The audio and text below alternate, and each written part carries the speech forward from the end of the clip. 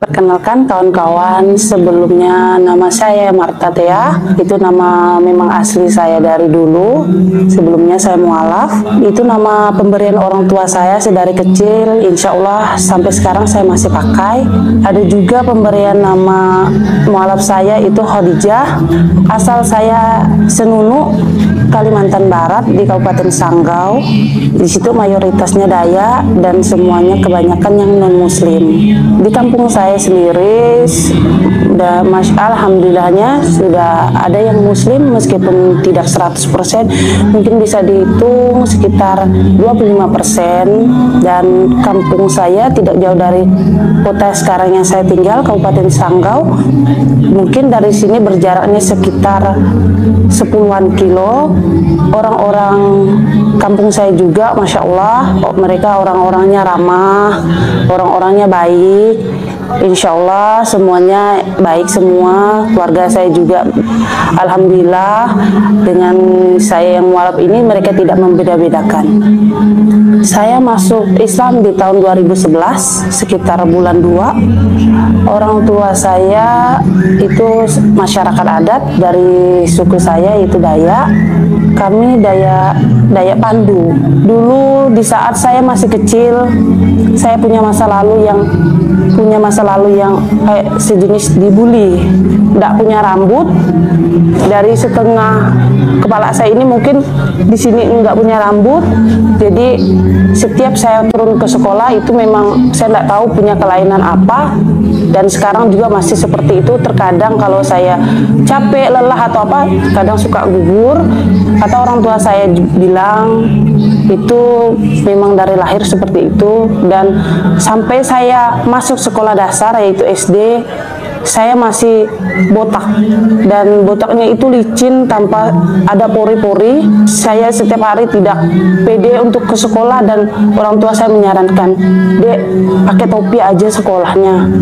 Cerita saya yang tidak punya rambut itu banyak saudara saya bilang dari kecil, bilang kayak gini, "Wah, ini sih nanti," pakai bahasa mereka ya, "wah ini sih nanti kalau udah besar nih pakai jilbab nih, jadi orang muslim nih," kata keluarga-keluarga. Dari situ saya berpikir, apakah ini doa-doa orang tua saya ya? Apakah ini doa-doa keluarga-keluarga saya yang dulunya bilang, "Wah ini nanti akan pakai jilbab nih, ya ini akan nanti jadi orang muslim nih." Saya juga nggak habis pikir, saya juga berpikirnya kayak gini, apa iya Tuhan suruh saya belajar muslim? Dari kelas 1 SMA itu saya sudah mulai belajar Islam. Saya sekolahnya SMA-nya di Pontianak, itu sekolah memang khusus yayasan, khusus untuk agama Protestan. Dan Masya Allahnya saya di situ diperkenalkan kawan yang muslim. Dari satu sekolah itu mungkin hanya dia yang muslim. Itu jadi kawan akhlak. Itu yang menemani saya setiap hari. Saya udah belajar puasa di setengah hari. Kawan saya tuh mengajarkan kami coba aja puasa. Sedikit-sedikit mengenal muslim, sedikit-sedikit mempelajarinya dari film anak-anak yang bernama Upin dan Ipin. Ketika itu bulan Ramadan, mereka berbuka puasa. Di situ saya menghafalkan doa berbuka puasa. Ketika saya mempelajari Islam, saya tertarik dengan Al-Quran. Kenapa Al-Quran? Karena saya tuh pernah mendengar kawan saya yang muslim ini bilang, "Teh, Al-Quran itu kitab terakhir loh dari semua kitab-kitab yang lain." Jadi saya berpikir, oh kalau memang Al-Quran kitabnya terakhir, berarti tidak ada kitab-kitab yang lain lagi dong. Nah dari situ saya tuh kesentuh hatinya, kenapa ini menjadi kitab terakhir. Naik di bangku kelas 2 SMA, saya disuruh orang tua berhenti, suruh pindah ke Sanggau. Jurusan saya tempati saat di Pontianak tidak ada di Sanggau, dan terpaksa saya harus berhenti sekolah di kelas 2 SMA. Mungkin di umur saya 16 atau 17 saya sudah menikah. Tidak ada bertentangan sama orang tua tentang agama, kamu tidak boleh menikah karena agama, tidak. Mungkin saat itu orang tua saya bertentangan karena saya masih muda, baru-baru masuk Islam. Maaf, bukan menjelekkan suami, berjuang sendiri untuk mengetahui sholat itu bagaimana, baca Al-Fatihah itu seperti apa. Ada diajarkan, cuma mungkin saat itu jiwa sama-sama masih muda, beliau juga masih senang-senangnya dengan kawan-kawan, beliau. Jadi banyak waktunya lebih ke kawan-kawan. Saat itu alhamdulillah, kenapa saya tidak ada kepikiran untuk putus asa tentang Islam. Saya udah masuk nih, kok malah dibuat seperti ini. Saat itu yang buat saya tuh sedih, rasanya saya berjuang sendiri dan saya tidak bisa menceritakan ini pada orang tua saya karena saya tidak mau, karena ini udah pilihan saya. Ada pesan satu dari mertua saya, ketika itu yang kau pikirkan baik, insya Allah akan jadi baik, dan ketika itu yang kau pikirkan jahat, itu akan jadi jahat. Jadi saya berusaha untuk positive thinking, berpikir baik, Allah itu akan kasih kita cobaan. Kau nih kuat enggak? Saya kasih ini, kau nih goyah enggak dengan agamamu? Dan alhamdulillahnya sama sekali saya tidak goyah. Saya tidak goyah, tidak ada berpikir, kenapa aku udah masuk agama, udah pindah agama ini, kok hidup saya jadi seperti ini ya? Tidak, alhamdulillahnya tidak. Masya Allah, tabarakallah, saya tuh merasanya tidak ada seperti itu. Saya menjalani aktivitas saya yang saya pikirkan dalam hidup saya tuh, kenapa apa yang orang lain pikirkan tentang cinta di luar sana, ketika menikah itu langsung bahagia. Tidak kawan-kawan, seperti membalik telapak tangan, tidak. Itu ada proses-prosesnya yang membuat saya punya something yang buat saya tuh, kenapa saya makin yakin sama Islam. Tidak mungkin punya rumah tangga yang tidak Allah kasih ujian, pasti ada. Allah kasih saya ujian yang buat saya tumbang, yang hampir membuat saya tuh pernah mau gantung diri, Allah masih selamatkan saya. Yang membuat saya makin yakin sama Islam itu adalah ketika saya terpuruk, saya tidak berhenti-hentinya berdoa, saya tidak putus sholat, dan saya selalu tahajud. Dan doanya saya itu yang Masya Allah, tabarakallah, saya tidak bisa lagi untuk berkata-kata. Saat itu saya hanya bisa, ya Allah, kuatkanlah hamba. Allah maha mengetahui apa yang saya rasakan. Ya Allah, kuatkanlah hamba. Ya Allah, kuatkanlah hamba. Dan hanya bisa doa digantikan dengan air mata, tidak bisa berkata apa-apa. Ketika saya sholat tahajud, yang saya minta itu aja, tapi yang Allah berikan itu lebih dari itu. Kenapa? Saya punya masalah di akhir 2019, tapi Allah kasih saya kontan di awal 2020. Itu saya merasakan, Masya Allah, kawan-kawan di luar sana tidak usah khawatir. Intinya kita tidak boleh, Allah tidak akan meninggalkan kita. Intinya kita harus meminta, dan apapun keadaan kita tetap libatkan Allah. Allah tidak akan meninggalkan umatnya, tidak akan meninggalkan hambanya. Kenapa saya bilang kayak gitu? Ketika saya berdoa, saya ngerasa apa yang saya doakan, kok doa saya terkabulkan ya? Ternyata benar. Orang yang terzolimi, orang yang tersakiti, apalagi dengan doanya seorang istri, insya Allah, Allah akan kabulkan di waktu yang terbaik. Dan alhamdulillahnya keluarga saya sudah diberikan keadaan yang seperti biasanya. Bilangnya kayak gitu, ya Allah, janganlah saya menjadi hamba yang lalai ketika Engkau memberi keadaan yang baik, dan janganlah membuat hamba menjadi orang yang lalai. Saya selalu berpesan sama diri saya sendiri, kenapa saya teguh sama Islam, karena itu yang saya rasakan. Tidak ada yang tidak mungkin, karena Allah kasih yang kita butuhkan. Ketika Allah kasih kita apa yang kita takutkan, jangan menyerah.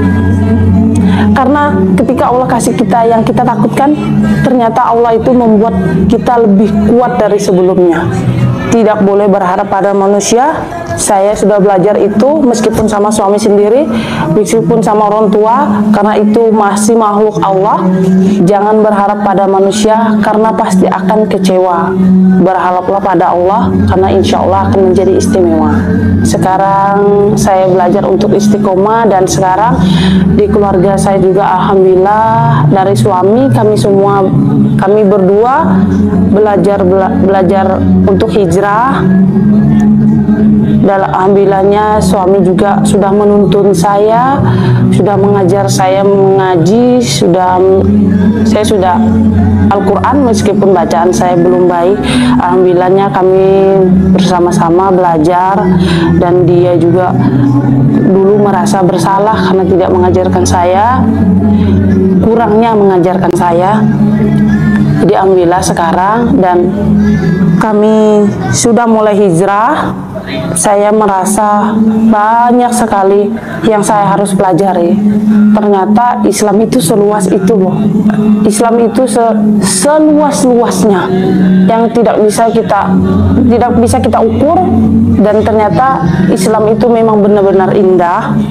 Ketika kita masih bersyukur, Islam itu Masya Allah tabarakallah, itu agama yang luar biasa. Kawan-kawan di luar sana yang non muslim dan keluarga saya, kawan-kawan, Islam itu tidak keras.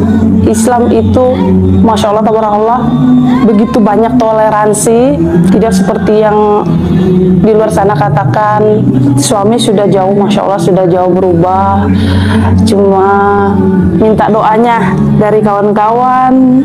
Kenapa saya selalu sedih? Suami punya kelainan dari kecil, yaitu renggang jantung yang Masya Allah tabarakallah Allah masih titipkan umur untuk beliau sampai sekarang di umur 30. Tidak ada kata terlambat untuk bertobat, tidak ada kata terlambat untuk belajar. Allah masih memberikan umur. Jangan pernah takut untuk mati, karena vonis mati itu memang sudah ada dari dulu, dan apa yang dokter voniskan belum tentu itu yang Allah takdirkan. Makhluk Allah akan kembali pada Allah, ada saatnya. Masya Allah, banyak sekali yang saya rasakan ketika saya sudah belajar dan ketika saya masuk Islam. Terutama saya bisa merangkul saudara-saudara saya. Saya punya orang tua, seorang bapak yang temperamen. Saya bisa rangkul beliau, dan mungkin dari anak-anaknya saya pernah melihat beliau seperti ini. Pak, jangan seperti itu. Kita marah-marah, kita benci, kita apa, tidak akan menyelesaikan masalah. Yang ada orang di luar sana mendengar kita teriak-teriak, orang bahagia. Tidak semuanya bisa diselesaikan dengan emosi. Itu yang saya rasakan. Jadi saya tuh banyak belajar Islam, bukan hanya sekedar belajar akidah, tapi yang selalu diajarkan birrul walidain, berbakti kepada kedua orang tua. Meskipun orang tua saya masih non muslim, minta doanya sama kawan-kawan, semoga orang tua saya diberi hidayah, dan apapun itu semoga itu yang terbaik dari Allah. Ya, saya tetap rangkul mereka, saya tidak pernah membeda-bedakan juga, dan Masya Allah tabarakallah mertua saya juga menerima dengan baik, dengan tidak pernah membeda-bedakan. Malah bahkan keluarga dari suami saya, mertua saya bilang, ayo kita pergi ke kampung tempat orang tuamu, karena mereka juga pengen tidak hanya kita ini menikah, tidak hanya menikah sama anaknya, tapi kita juga harus merangkul keluarganya. Seperti itu kata mertua saya bilang. Jadi jangan hanya mau anaknya, tapi orang tuanya tidak dipedulikan. Sekarang kegiatan saya belajar dan mencari amal soleh. Amal soleh itu bisa menggugurkan dosa-dosa di masa lalu. Kegiatan yang saya lakukan ini adalah kegiatan mengantar beras untuk adik-adik yatim dan penghafal Al-Quran yang ada di pondok-pondok di kota saya di Kabupaten Sanggau, sekitar kota. Itu yang saya lakukan, itu dari masjid. Itulah keseharian saya saat ini. Semoga apa yang saya kerjakan menjadi amal kebaikan, dan semoga apa yang saya kerjakan menjadi penggugur dosa-dosa saya di masa lalu. Kawan-kawan, ketika kita dikasih cobaan, jangan pernah berputus asa. Tetaplah kembali ke masjid, tetaplah kembali kepada Allah, karena sesungguhnya Allah mengetahui apa yang kita butuhkan.